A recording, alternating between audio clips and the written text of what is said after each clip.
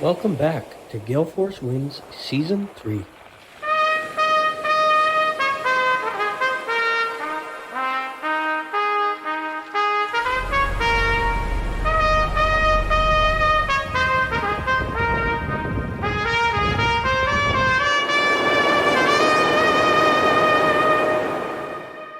The GaleForceWins podcast is proudly sponsored by the Newfoundland and Labrador Construction Association. The NLCA provides unparalleled opportunities for its members through industry education, construction information, government advocacy, and networking events. The NLCA is building Newfoundland and Labrador. For more information, visit nlca.ca. Welcome to another edition of GaleForceWins, and I got to tell you what a pleasure it is to be looking out that window at the horizon on the Port of Argentia. This is a pretty magical place. There's lots of opportunity here. We've talked to so many wonderful people that are integral in what's going on in this community, and I got to tell you, the future is pretty bright out here. I'm Alan Dale. With me as always, my good buddy Jerry Crew. How are you, Jerry? I'm good, and I'm going to tell a quick little story. When we were organizing this, Ray Green, phenomenal, helped me, do this, do that, talk to this one, talk to that one. One person that I neglected to get back to, guess who? Chairman. The chairman of the board. Yeah. And thank you, Wayne, for coming here. My apologies for not getting back to you, but we are trying to make a snapshot. Very important that you be there. I would be remiss if I didn't acknowledge that he's come here with very little notice. Yeah, and we certainly appreciate it. So Wayne, why don't you go ahead and introduce yourself? Well, my name is Wayne Power, and thank you, no worries for that. Wayne Power, and I'm the chairperson, or one of my roles is chairperson of the board of directors here at the Port of Argentia, and I've been in that role as chairperson now. This is my second year, but I've been a member of the board for a number of years now, and had a previous term when I was the mayor of Placentia back a few years back. Okay. And held a role there as well. And not only are you the chairman of the board for the port, but you're also deputy mayor now? I'm the deputy mayor of the town, yes. Yep. And I also serve as the chairperson of the Placentia Chamber of Commerce. Okay, that's a lot of roles, right? So what was your background to get you involved at this high level? Well, I've always been a community volunteer all my life since I was 12 years old. I run my family business here in the town. We provide emergency ambulance services for the last 39 years to the area. And I come from a family of volunteers, and I guess that has created a passion to be actively involved and continue to do that in this role and various other roles in the community. Yeah, he left out at the beginning that he's running the ambulance service as well. Okay, we'll throw that one in the mix. So you volunteer is important to you. As you look at what's happening out here, through all of those lenses, I mean, because you've got a very unique perspective on things. You're looking at it through a community lens as a former mayor, now deputy mayor. You're looking at it, even through a healthcare lens, I would argue, with ambulance service. You're looking at it through an economic lens with the chamber and of course, with the port itself. What a wonderful asset here. What opportunities do you see on the horizon? Well, Argentia has always played a key role and a pivotal role in the economic development of this area.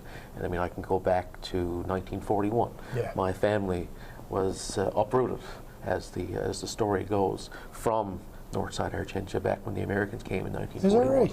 And so the Americans came here because of all the strategic points that were identified as part of Argentia.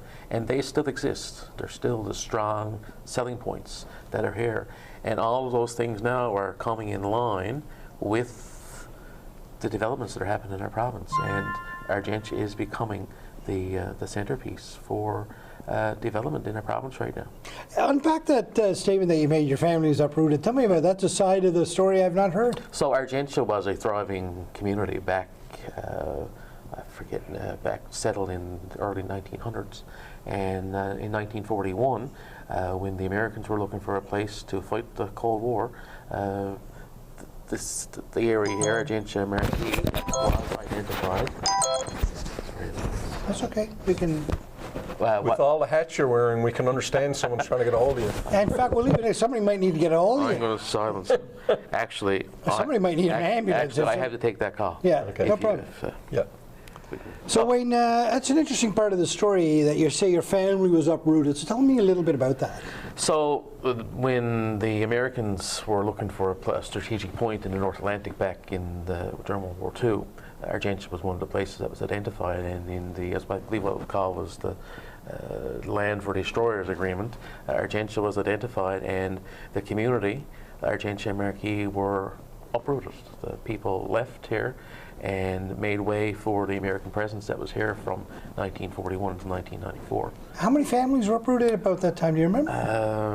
The exact number escapes me right now, but it was full communities that were forced out of their land here to make way for what became an important part of the defence of the North Atlantic. It was a bit rough back then, wasn't it, for those families? Oh, yes, guaranteed. Some resentment still. Or is it over? I guess with the change in generations, Yeah. but people always remember that they were forced out. But there was good things came from it as well, in that we had such good development here, good paying jobs for all those years with the American presence. So your family was one of the ones uprooted, and your family still stayed and thrived in this area. Yep. Wow. Now we've heard incredible things on the horizon, from wind turbines, the monopoles being stored here en route to the eastern seaboard of the United States.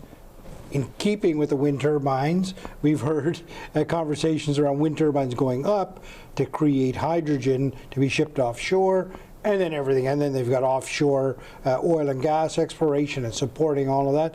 There's a lot of economic activity swirling around here.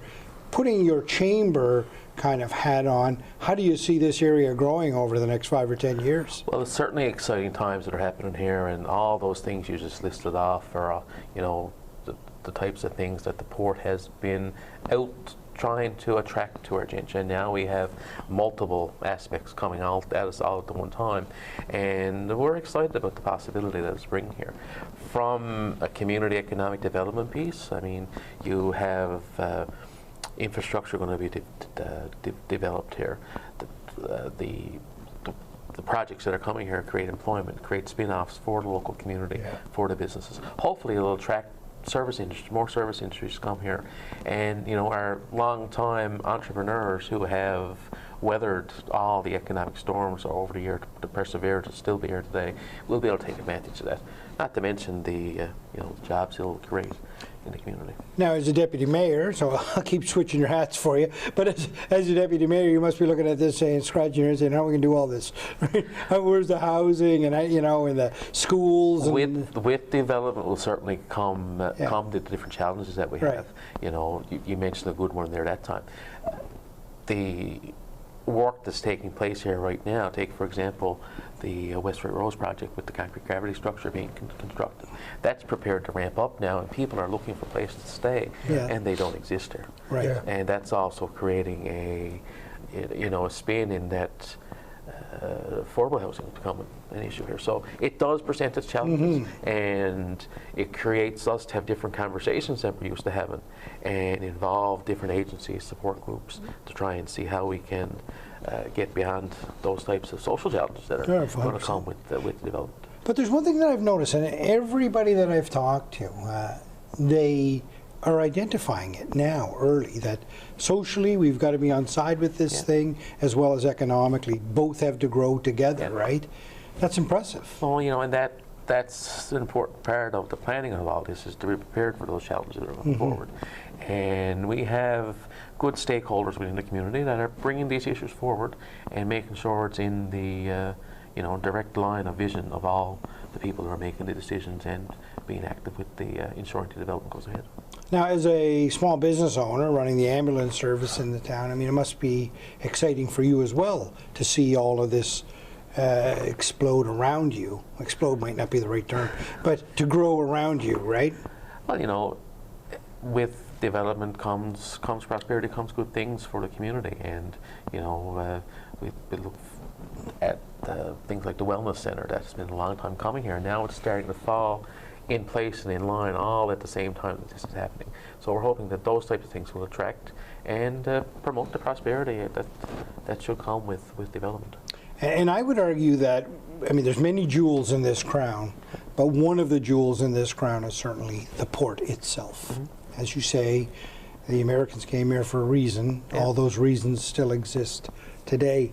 As a chairman or chairperson of the board here for the port, you must see incredible opportunities.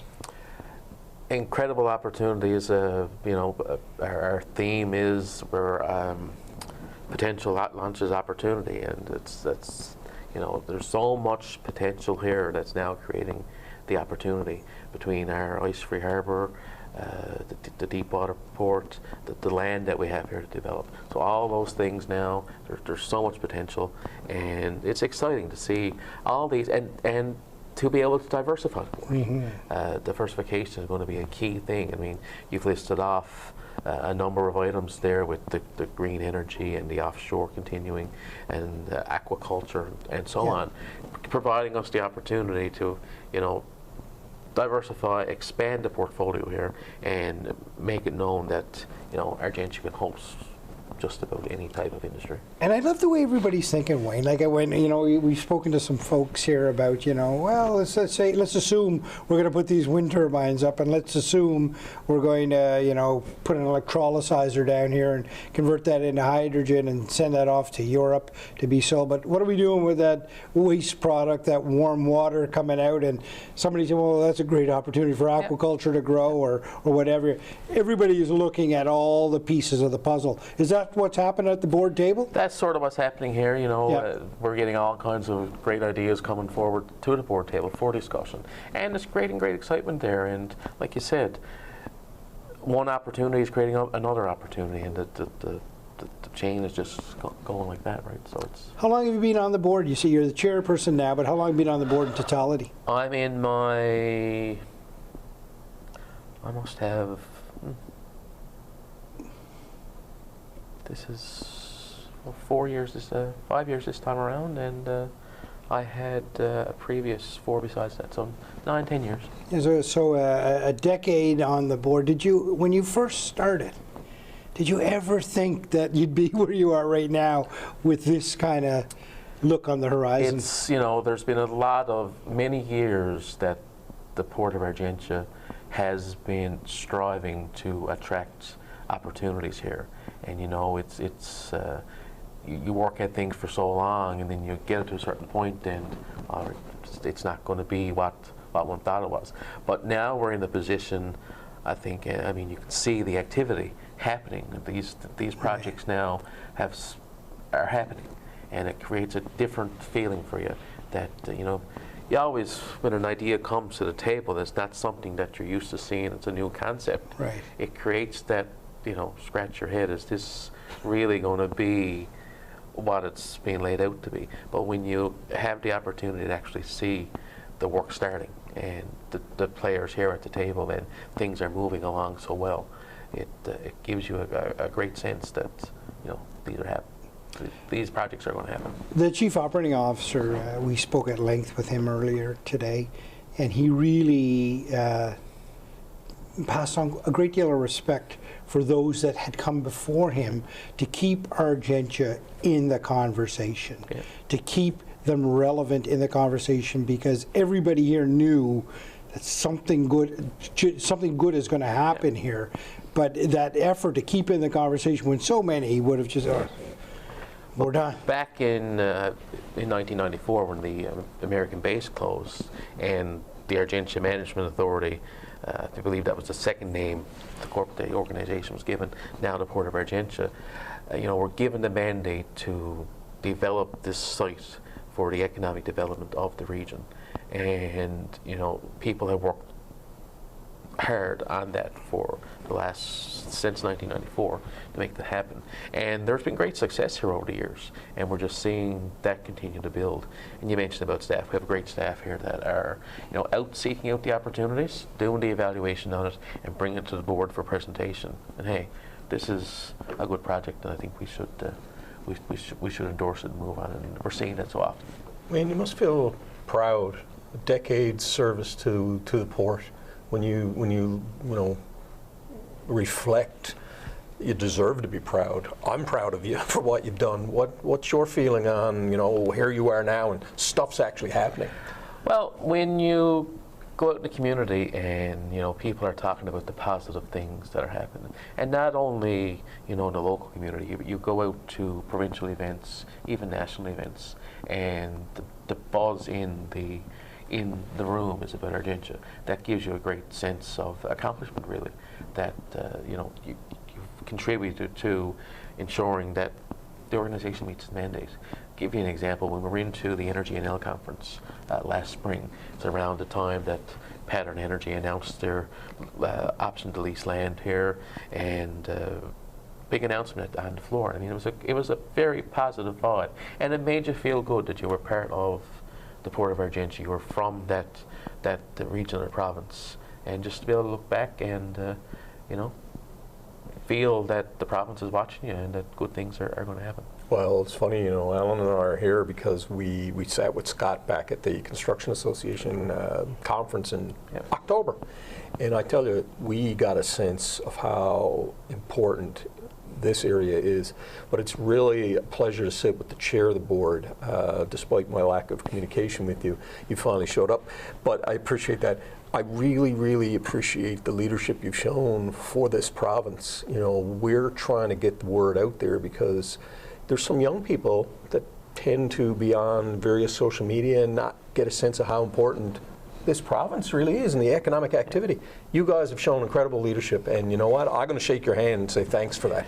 Well done. And I have a great board of directors here. We have a diverse population. They're all members of the local community. That's one of the requirements to be on our board.